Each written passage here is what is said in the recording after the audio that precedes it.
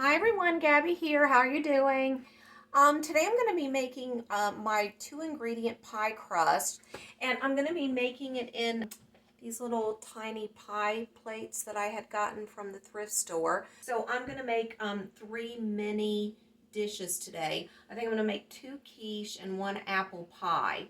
And this recipe that we're going to make with just the butter and the self-rising flour is going to make enough pie crust to do these 3 little mini dishes here. So it's really simple, so let's get started. This is self-rising flour, 1 cup, and we're going to use 6 tablespoons of frozen butter, and that's so that we can grate it. So we're just going to add that to our bowl. And I do leave this in the wrapper just so it gives me something to protect my hand with, down to the 2 tablespoon mark. And then we can just start grating it. It's really great if your butter is frozen. So try to get it frozen if you can. Now I have a different grater I'm using for my grating of the butter this time. It's the real tiny one instead of the bigger one. So you just have to stir it a little bit more often to incorporate the butter in, but it makes it really great for the flakiness.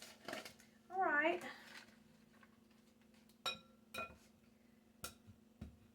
We'll just start grating this. And I actually got this little grater at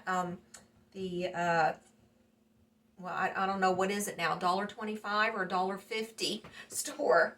So it works really good though, and it must be stainless steel because I was kind of worried that it wouldn't be stainless steel, but it seems to be because it's not rusting.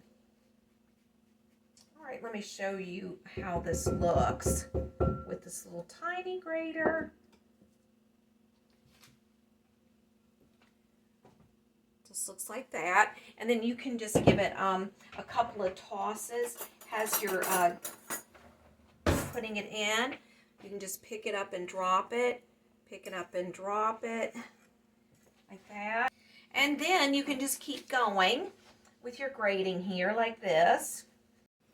All right guys, so I've got the last little bit of butter here, and you can see how that just looks nice and sandy, which is the effect that you're always trying to achieve. But this way you don't have to use your fingers and make a big mess. It makes it so much more pleasant to work with and make your pie crust. You won't be dreading it, you know, making that big mess with your hands.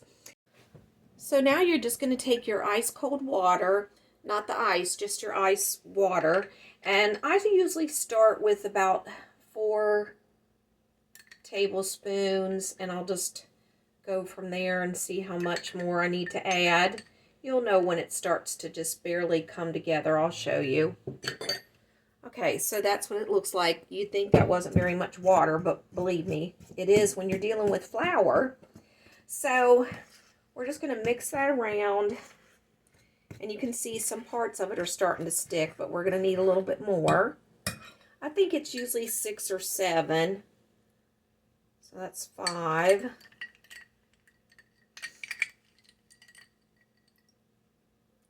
6. So we'll see how that does us. Whoopsie, I did get a little piece of ice in there. Whoopsie. Okay. Don't worry, you can't mess this up. And this is so easy. And it's a lot better than the ones that you would buy in the store. It doesn't have all those additives and chemicals and things in it. And it's so cheap to make at home. They're expensive in the store. All right, that's 7, 8.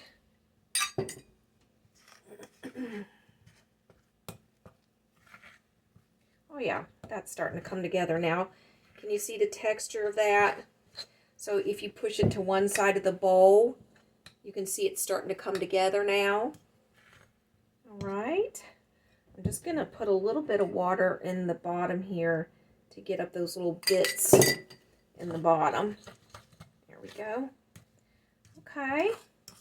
And now what I do is I usually just put it out on to a piece of saran wrap to bring it together. And this doesn't require any refrigeration or anything. You can just work with it right away. You don't need to put it in the refrigerator, but if you want to, you could. If you like working with the colder dough.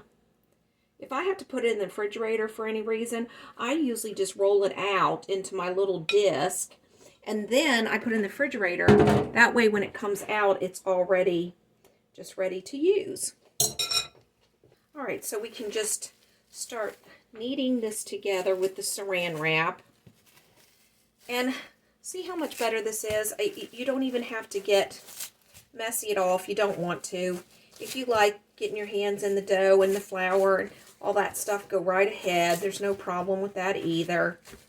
Just this has been the easiest for me. All right.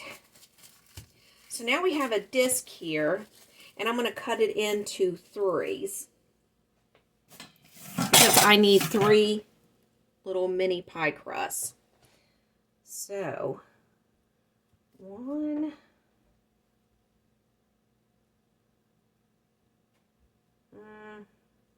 looks about even. I think the middle one's going to be a little bit thicker, so I've cut that a little thinner.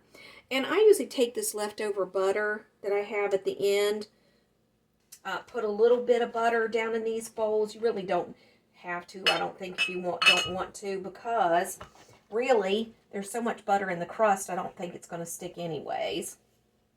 All right, so let's just put a little bit of butter in each one of these. But if you love butter like I do, of course, you'll want to put extra butter. So, there you go. And let's get the oven on to 350. Get that cooking. Start. Okay. So now we can just take our individual pieces. I'm going to separate these a little bit. You know, and also you're touching the dough as least as possible when you do it this way. So I think that works out good. You're not transferring more heat from your hands to the dough. Now what I like to do is just take some flour and put it in my little strainer here. And that just makes a nice little even dusting on my mat. Yeah. That'll be real even. Now we'll set this here because I'm sure we're going to need more. And then you can just make this into a little ball.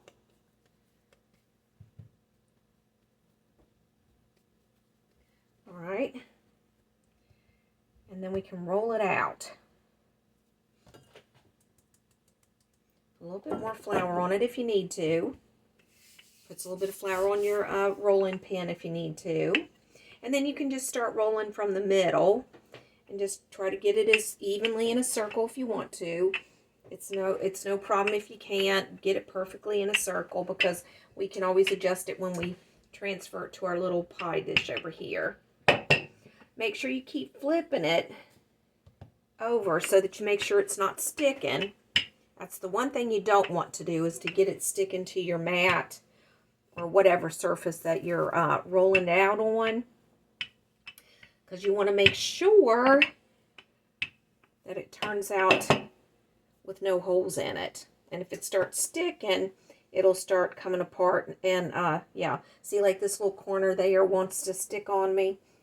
All right, flip it over again.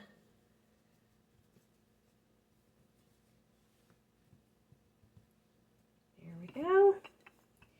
Just finish rolling out this little corner, and that's probably going to be good enough, I think. Sometimes I'll just pick it up with my rolling pin like this to get it in over here to the pan, which is fine. Like I said, it doesn't have to be perfect because you can adjust it once you get it over here. You don't want to tug on your crust. You just want to let it fall gently into the bowl, okay? And these little extra long edges, you can peel those off and add them to the other side of your bowl where you're short a little bit or something. I usually just tuck it in behind like that. Okay. And this is just going to be a real rustic type pie crust. It's not anything fancy. We're not doing fancy edges on it or anything. Just like that. Okay. Now, like I said, it's not perfect. It's not meant to be. It's just a neat little easy pie crust that you can put together to cook you up some pies or little mini quiches or anything. Now, if you didn't want to make mini quiches, you could take this and just roll it out into one big piece and just make one big quiche or pie. But I'm going to do something a little bit different today because I've been wanting to try these little pans that I got. And I'm going to make 3 different kinds, or at least 2 different kinds of quiches, and then I think I'm going to make 1 apple pie. Or I've been wanting a chocolate pie. Maybe I should do that. Well, I'm going to share with you what I make with these. I just want to come on here real quick and share this little recipe with you because it is so easy. And when I find something that's so easy, I like to share it with y'all. Okay. And then this is going to be my dinners and stuff for the rest of the week because this is my only day off is today. So I wanted to get some cooking done, food prep, so that I have food for the rest of it. Because I'm really bad. I'll come home and if I don't have anything pretty easy ready in the refrigerator to heat back up or just to eat real quick, I'll just be bad and eat all the wrong things. All right. We got this one done. There's the oven, 350. All right.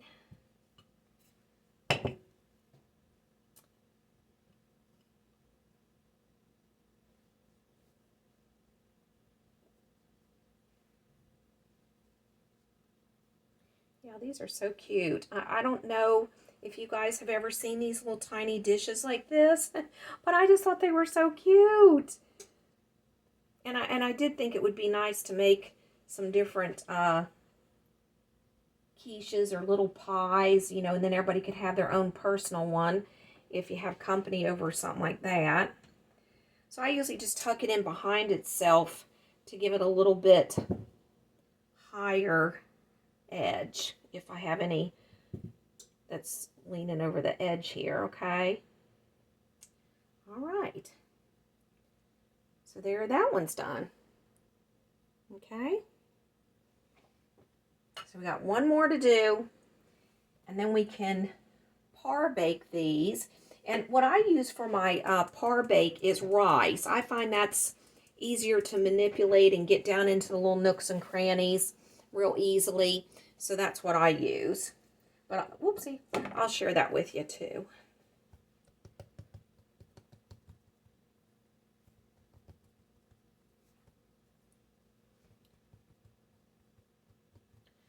Right.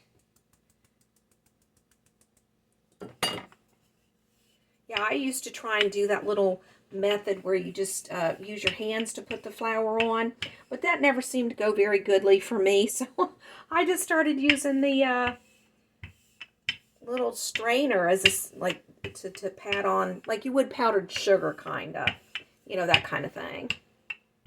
And that worked out much, much better for me. Let's see, is this sticking over here? Yep, a little bit. A little bit it did. So let's try to get some of the flour back in the middle. There we go. Put some on that spot where it was sticking. All right.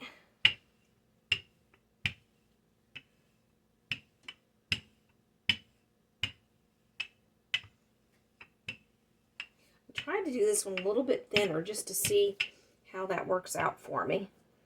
Let's see.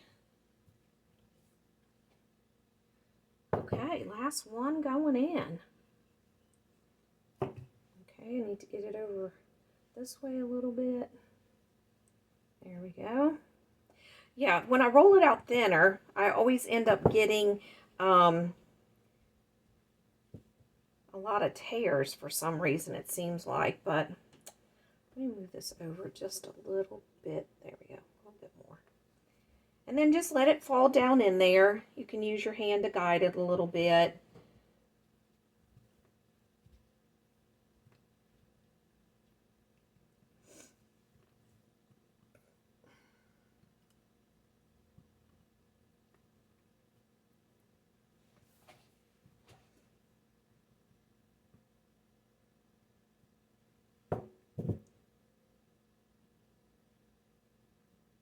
That's one of my favorite things to make. I can't really do all those casserole things that use all those condensed soups and stuff. I just seem to have a reaction to those with my stomach. It always upsets my stomach. So this is kind of my answer to a casserole. You know, just making your own little quiches and pies and things like that. That just use eggs and milk as your base instead of using the condensed soup. Okay, so there's our third one. And now, let me clean up this and I'll be back and show you how I par bake them. Okay, so what I've done is I've pre-cut one of the pieces of parchment paper, and then I just crinkle it up like this. And make sure that it's going to have a nice fit into the baking dish, you know, like this. Not going to be super big. And then I'll just take and go ahead and cut two more the same size.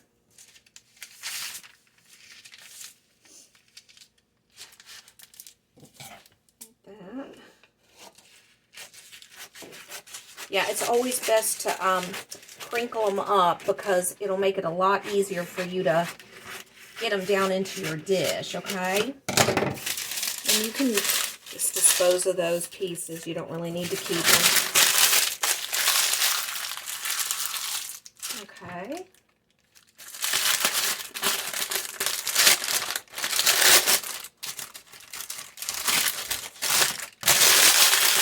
You can do that a couple of times. You know, scrunch them up a couple of times.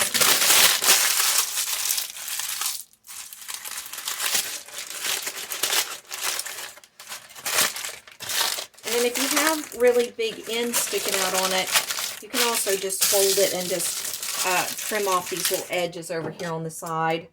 So when you're baking, they don't touch each other. So that'll help.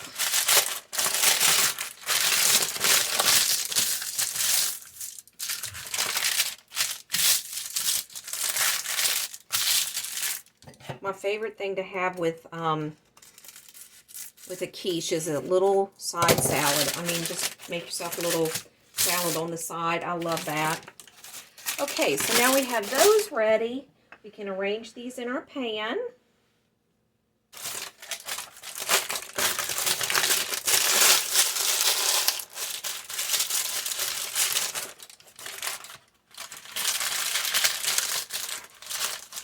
All right. Just pour rice down in here.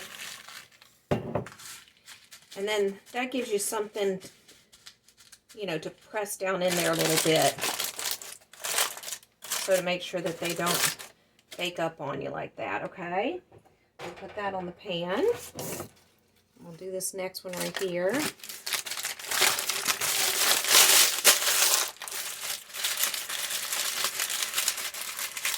I think these could have been a little bit smaller, but I'd rather them be a little bit on the bigger side than small. Yeah, the rice is so nice and gentle to just push down into your pie crust to make sure that, you know, they don't pop up on you. And then we got one more here, and then we can get them into the oven.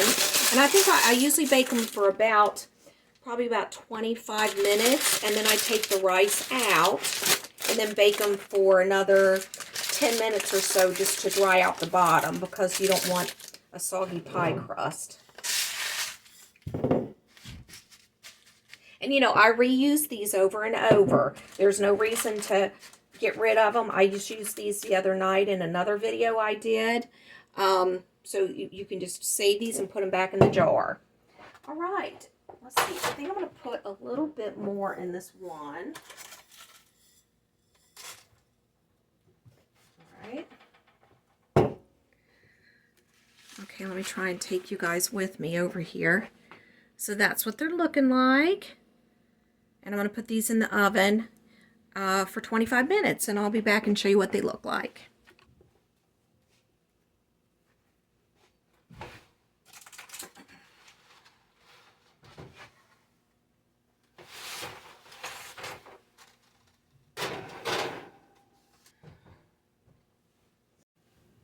Alright guys, this is the quickest, easiest way to clean off your grater after you're finished grating the butter.